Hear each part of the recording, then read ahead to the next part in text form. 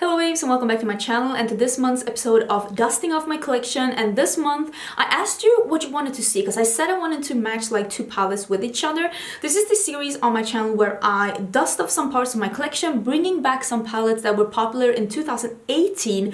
So I'm basically bringing back things from 2018 and bringing them into 2019 because I feel like it's very important not to forget the makeup we already own, the makeup we already love, so we don't get too like into the things that are new and exciting, because I also think that new things are exciting. Like, you are not the only ones thinking that, but I also have so many things in my collection that I really love and I just want to use it again. So this is the series on my channel where I'm gonna come back once every month, dusting off a new part of my collection, basically palettes from 2018, and use them again in a new and fun way. I'm trying to combine some things with each other just to give you an idea and some inspiration on how you can use the things you already have at home. So this is my version of shop my stash. This is how I do it. And this month, because you told me, I said I wanted to mix two palettes with each other, and you said, why don't you mix Natasha Denona with Colourpop? So that's what I did. And this is the Natasha Denona Lila. And it looks like this. And I matched it with the Good Sport from Colourpop. And the good thing about these palettes is that I'm pretty sure that they both are still available. And I feel like these two palettes were meant to go together. How beautiful. And I didn't go for purple because I really felt like using this, I think it's called Dragon Bite, the one that's here. It is a, oh, you can see it like this, or maybe, yeah, it's a red-green duochrome. It's what I have on my lid. It's a bit subtle, but it goes really well with this reddish, warm, orangey crease that I created from this palette. And I love this look. I think it's beautiful. I'm feeling very beauty guru today with like pale lips, warm eye, and extensions. But I do feel pretty, and I thought it was really fun to match these palettes with each other. And I feel like these palettes they have things that really go together. Both have purples, both have warm colors, so, like some golds. This one has some greens, this one has a green duochrome. These two go really well together, and they complement each other because there's no dupes within these palettes, but sometimes it feels like they go together because these have some like lighter mauves, has some like darker shades to go with those lighter mauves. It's a match made in heaven, I'm letting you know. You don't need to run out and buy the Lila palette, obviously, although this one is more of a bargain and it's a really good palette. I do love it. But yeah, oh yeah, we need to talk about what to do next month. Oh, I'm so sorry. I was thinking about next month if I combine like an indie product with a more mainstream product, like from a more non-indie. Am I making sense? Like an indie with a mainstream, indie with a non-indie.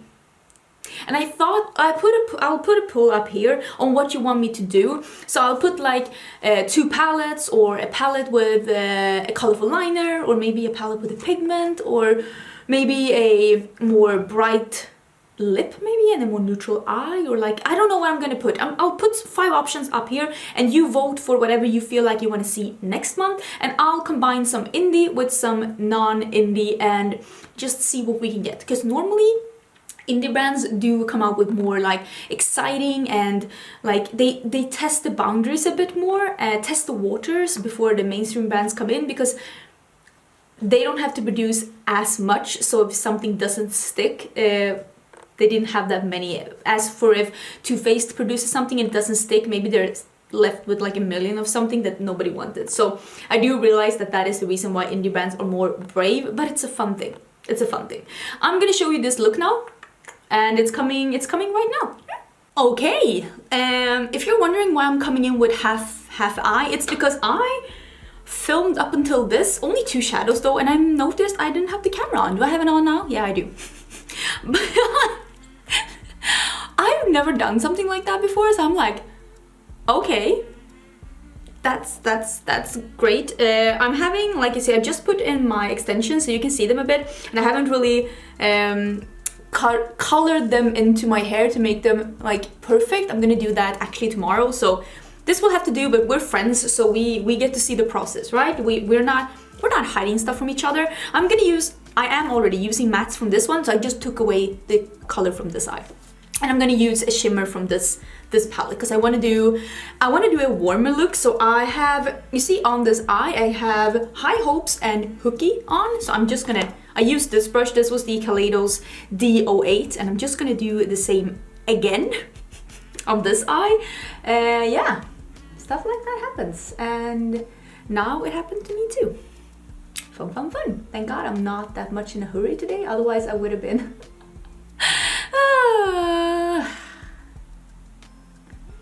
I really love this palette. I mean, look at that pigment. It's such a great palette.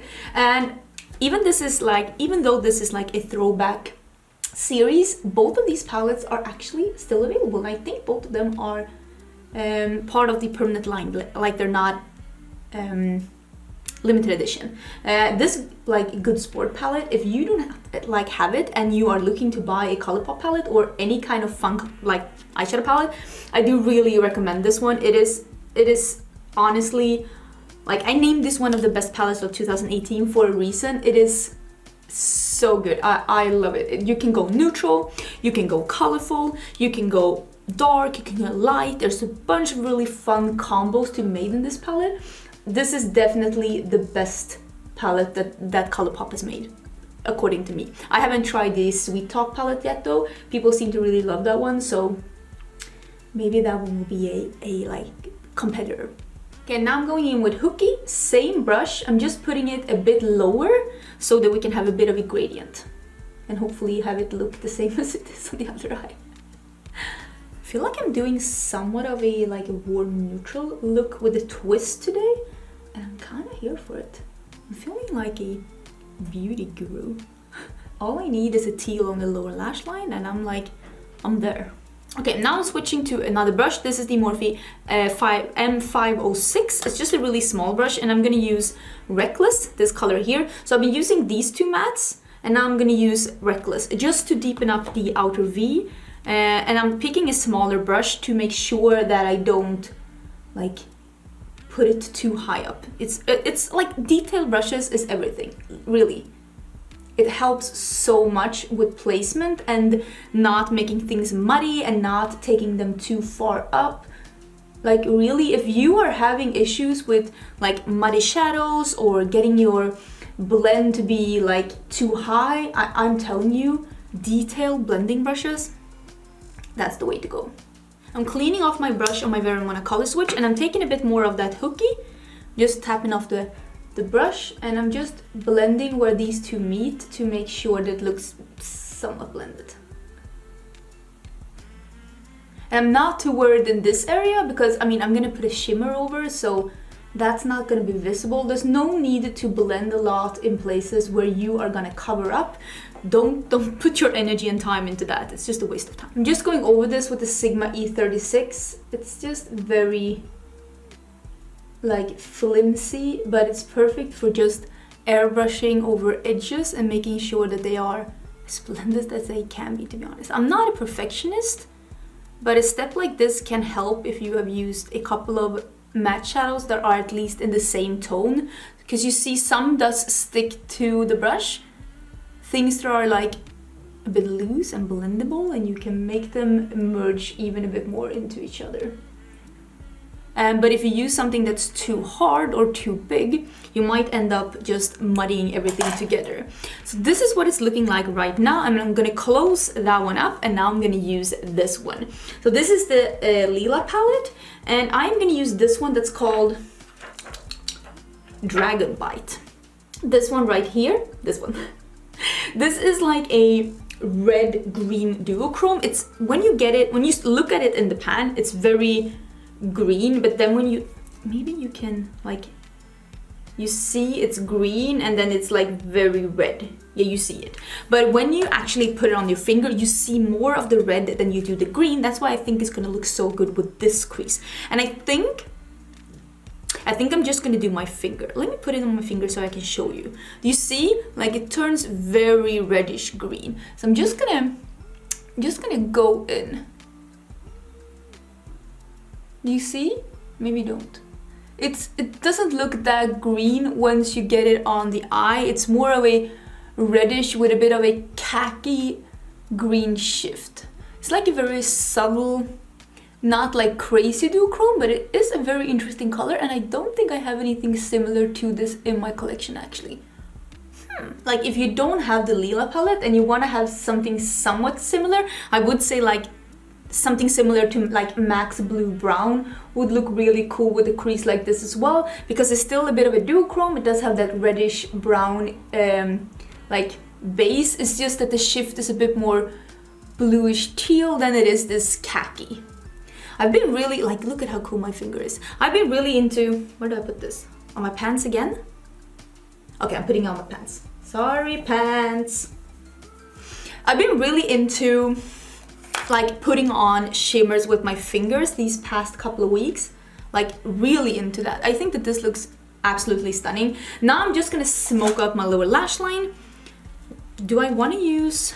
Okay, I'm gonna use this hooky. I'm gonna start with that one and maybe I'll deepen it up with the Reckless a bit as well. Just using a Sigma, this is, okay, this was an E57. Usually I use an E20, but this will work as well. Thinking I'm gonna leave it like that. I don't think I have any fallout at all. That's really cool. I'm gonna use a bit of this Wild Out. This one, this shimmery champagne here. I'm gonna use it on a bit of a pencil brush and just spray it and put that just a little bit in my inner corners. There's the spray. Because I don't want anything that's super blinding. I think this is just enough, just a little bit. I really like how this looks, but I am feeling pretty, like not neutral because this crease is very reddish orange, but I really do like it. I found this didn't make it to my declutter gauntlet because I had it in my purse because I love this gloss so much. This is the Becqua. No, it's not. It's the Becca Liquid Crystal Lip Topper Glow Gloss. Wow, that's a long name. And it is in citrine and apricot. It's like this beautiful milky base with like gold, peach, pink glitter in it, and it's honestly one of my favorite glosses. It's so pretty. So I wouldn't have decluttered it anyways, but I thought now that I found it in my purse, I was like, oh yeah, I have this one. So I thought I'd use it today because I thought it's really pretty. You know what I'm gonna do? I'm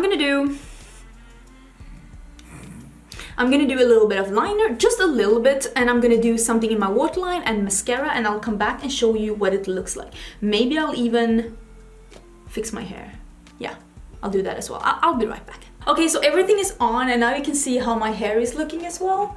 It's honestly very pretty, but some of the extensions are a bit too light for...